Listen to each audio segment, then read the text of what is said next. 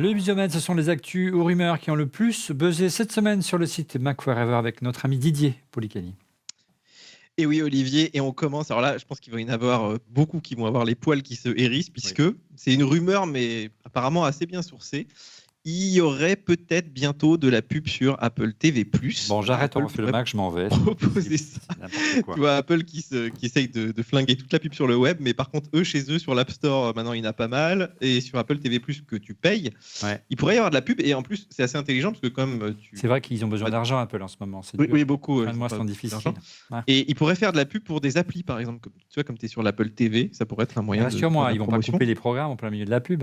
Mais pour l'instant, c'est pas encore officiel, c'est qu'une rumeur, donc on sait pas exactement le modèle qu'il y a derrière. Mais je n'ose y croire. Netflix, tout le monde s'y met. Spotify aussi, tu as de la pub.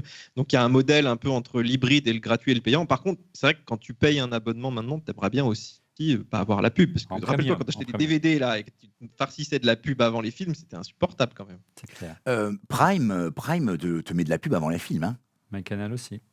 Tu vois, mais tu le payes moins cher Prime quand même. C'est vrai. Mais la première fois, c'est marrant parce que la première fois que j'ai regardé un film sur Prime et que j'ai eu la pub avant, j'ai fait il y a eu un petit côté Madeleine de Proust. J'avais l'impression de revenir au moment où tu parlais la semaine dernière ou la semaine d'avant des cassettes que tu regardais. Et je sais pas si vous vous rappelez, quand on allait au vidéoclub, on prenait une cassette vidéo et au début de la cassette vidéo, il y avait deux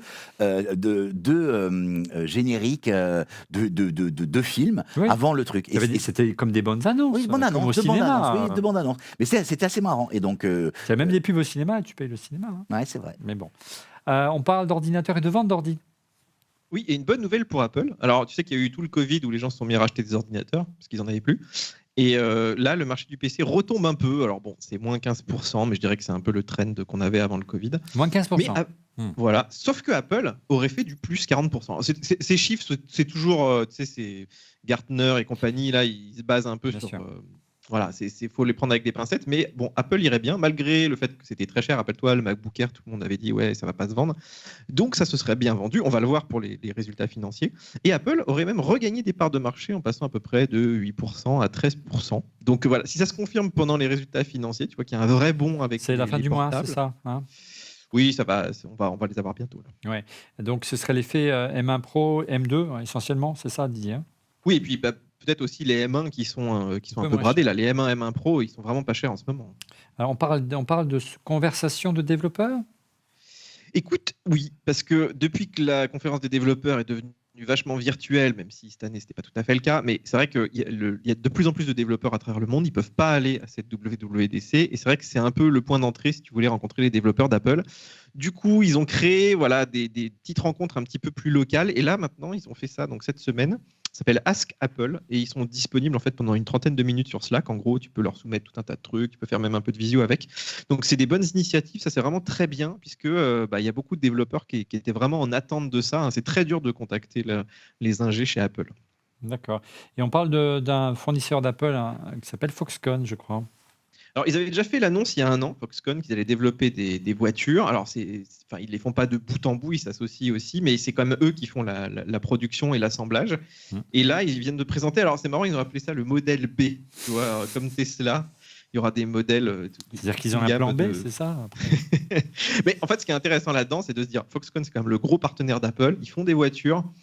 Il faudrait quand même pas grand-chose. Cette semaine, il y a Honda et Sony qui ont dévoilé la voiture qui sera commercialisée. C'est-à-dire qu'ils vont faire une voiture commercialisée. Donc, c'est tous les deux, possible. Honda et Sony. Voilà, Sony va faire la partie entertainment, en gros, et puis Honda, toute la partie électrique, le châssis, etc. Et donc, moi, je vois bien Apple faire quelque chose comme ça, clairement. Ouais, une belle piste pour l'Apple Car. On parle des AirTags maintenant. Oui, alors là, il y a une énorme polémique cette semaine. Tous ceux qui prennent l'avion, comme Driss, assez souvent et qui forcément se font de temps en temps perdre un peu leur bagage. Donc, on a tendance à mettre des AirTags un peu dans tous nos bagages. Et la Lufthansa, alors, ils ont plus ou moins interdit les AirTags en prétextant que ça pouvait être dangereux parce qu'il y avait de la connectivité. Bon, en fait, comment tu peux interdire les AirTags ? Non, mais je pense que c'est tout un tas de gens qui connaissent pas vraiment la tech et qui se sont dit tiens, mais ils mettent des trackers là-dedans, ça diffuse des ondes, tout, c'est pas homologué. Enfin, tu sais, l'aviation, c'est quand même aussi très réglementé. Mais finalement, ils sont revenus sur leur position. Tu peux mettre des AirTags dans Didier, il faut dire la vérité. Il faut dire la vérité. Mais l'histoire est longue. Hein. Ouais, l'histoire est très très longue. Mais ce qui est intéressant, c'est que Lufthansa a eu beaucoup de ratés cet été. il y a beaucoup de valises qui qui ont été qui ont eu du retard, pardon. Et donc, ce qui s'est passé, c'est que en fait, tout est parti d'un tweetos qui a dit, les gars, vous n'êtes pas capable de trouver ma valise, mais moi je peux vous dire, elle est sur l'aéroport de Toulouse à tel endroit. J'aimerais bien que vous me la renvoyiez avant que. Grâce à son AirTag. Grâce à son AirTag. Et ça a mis une traînée de poudre. Et derrière, alors, il y a eu une réponse officielle, une réponse officieuse. Il y a eu des gens ont appelé des gens de Lufthansa. Les gens ont dit non. Mais le compte Twitter officiel de Lufthansa a dit c'est interdit. Ensuite, ils ont dit mince, comment on fait pour se couvrir? Ben oui, c'est quelque chose qui émet une onde. Et donc, le fait que ça émette une onde, tu n'as pas le droit d'émettre en dessous. Donc, tu l'as mis. Donc, ils vous te demandent de le désactiver. Mais bien sûr, comme le dit Didier, les gens savent désactiver, c'est tu enlèves la pile et donc du coup ça n'a pas d'intérêt. Surtout si tu le mets à l'intérieur de ta valise. Les gens ne le feront pas. Les gens ils veulent savoir où sont leurs valises. Le plus grand usage des AirTags, c'est les valises.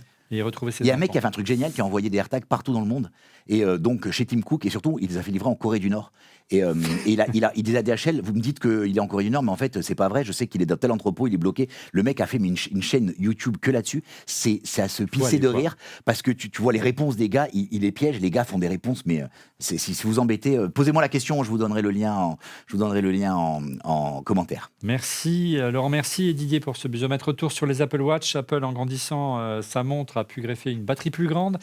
Qu'est-ce que cela donne côté autonomie? C'est le talon d'Achille habituel de l'Apple Watch.